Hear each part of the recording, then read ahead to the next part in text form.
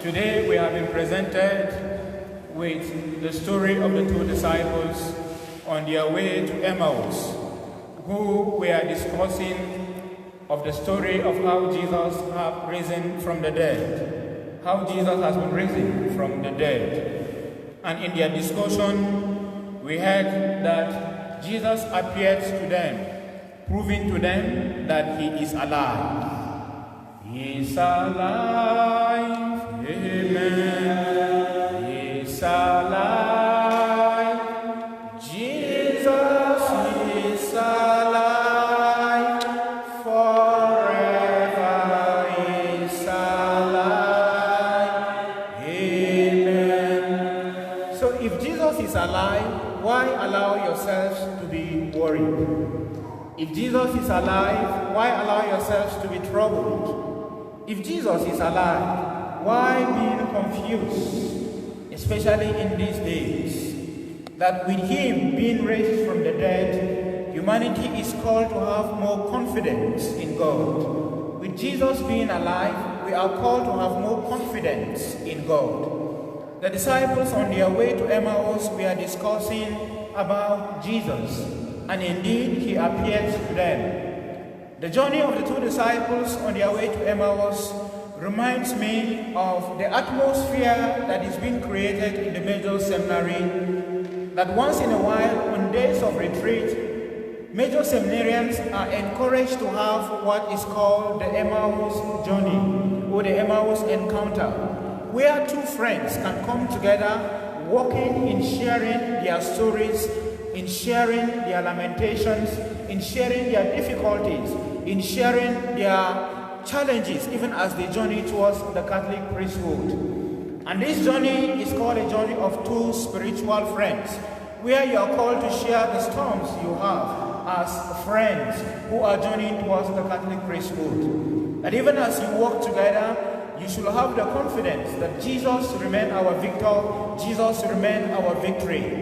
And this was the encounter of these two disciples on their way to Emmaus.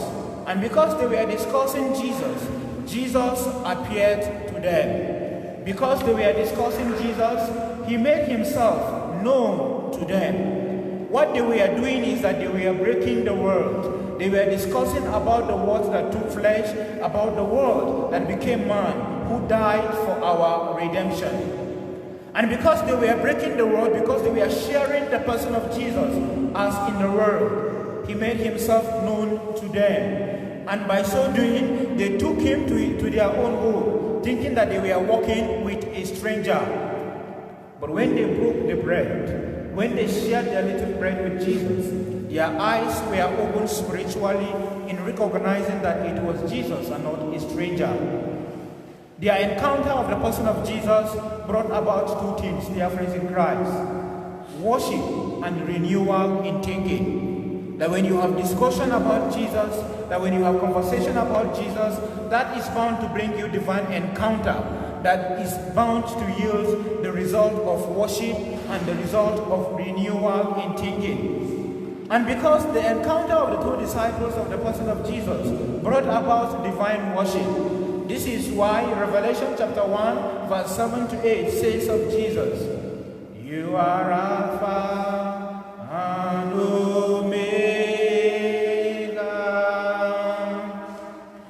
We worship you, our God. You are worthy to be praised." Sing it again. You are Alpha and Omega.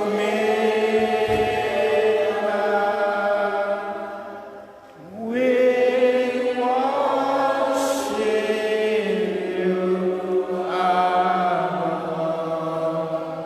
You are worthy to be praised.